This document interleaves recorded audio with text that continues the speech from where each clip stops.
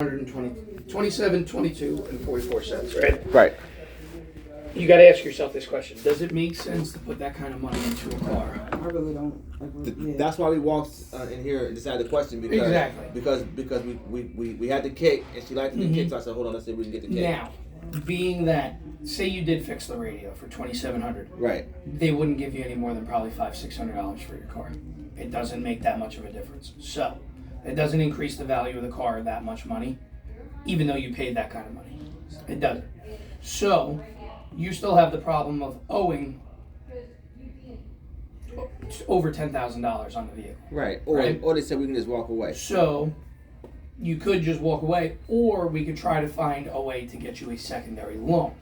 What you do with this vehicle, that's not up to me. You understand what I'm saying? Good. So if we can get you an approval today, we could get you into a car, the whole 9 yards, you could wash your hands clean of this car. What you do with it afterwards, that's totally up to you. Mm-hmm. You following what I'm saying? No. How do you wash your hands of a car that's a physical car right there? Eventually, credit acceptance will take the car back. Now, granted, that's going to put a repo on her record. But if we get you into a new car, it really doesn't matter.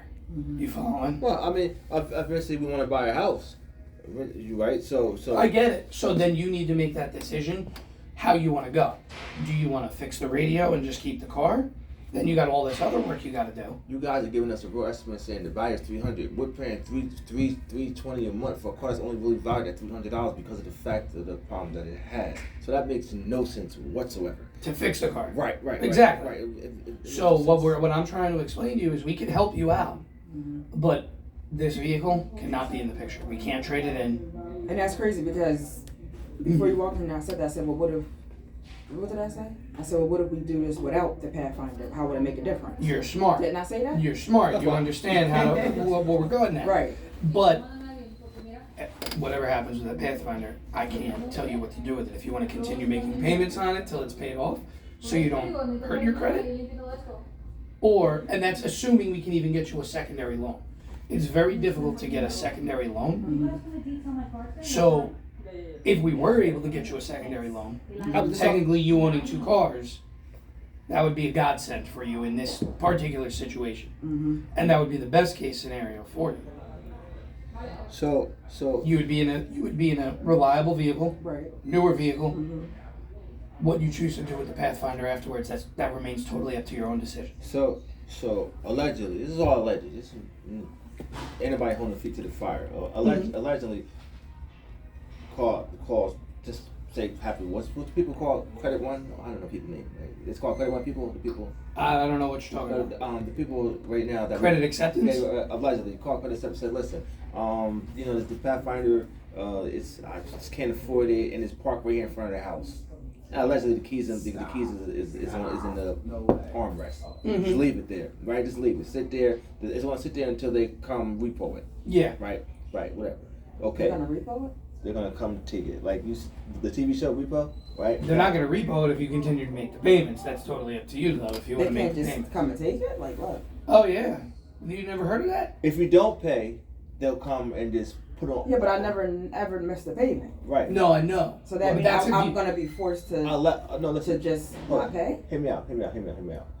That's not my style. Okay. All right. No. Listen, I'll explain it. So basically, we're at a crossroads right now, right? Right. You have two options. Right. Either you can repair to fix this vehicle and still have all the problems that it comes with, right, the tires, whatever that repair order was for, you're still going to have those issues if you fix the radio or not. Right. When you fix the radio, that's one problem. Now you got a bunch of other problems. Right. Right? He understands, you understand, that doesn't financially make sense. Right. It doesn't make sense to put almost $3,000 worth of work into a $300 vehicle. Right. You put $3,000 worth of work, it's not going to bump it any more than $500-$600. Right. Right? Okay. So now, second option is we can try to get you a loan for another vehicle, and then down the road, it is totally up to your own decision whether or not you want to continue to pay for the Pathfinder so it doesn't ding your credit, or if you stop paying it, it will be repo.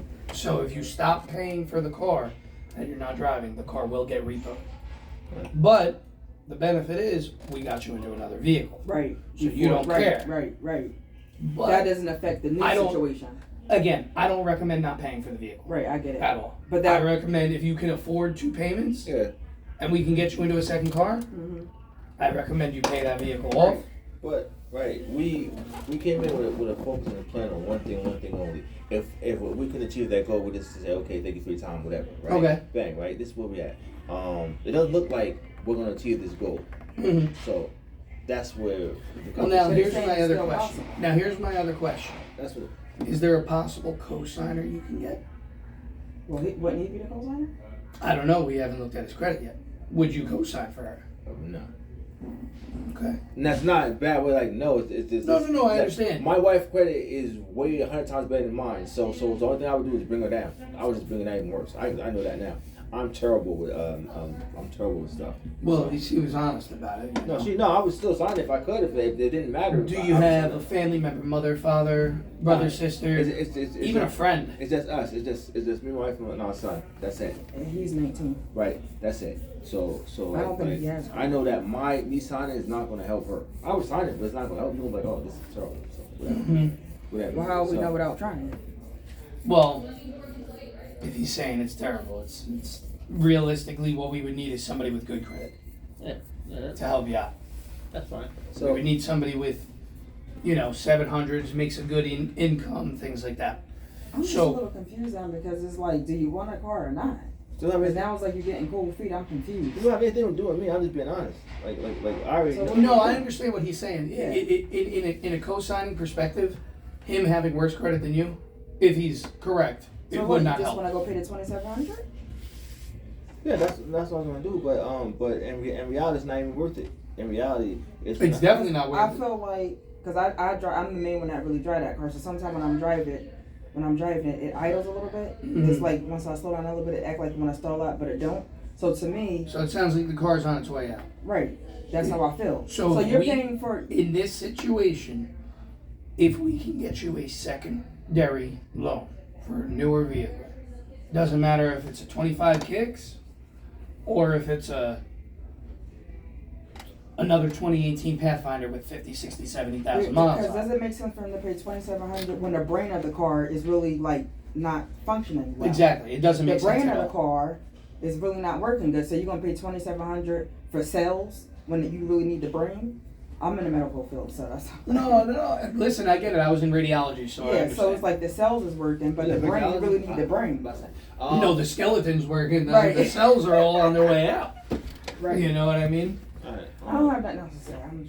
I can't be stressed out. Like I said, you have 2 options. Let's dumb it down to simple terms. You can either fix this car and keep it, or we can attempt to get you another loan, and if we do, you take that Pathfinder with you. As is. So what you want to do? 'Cause Okay.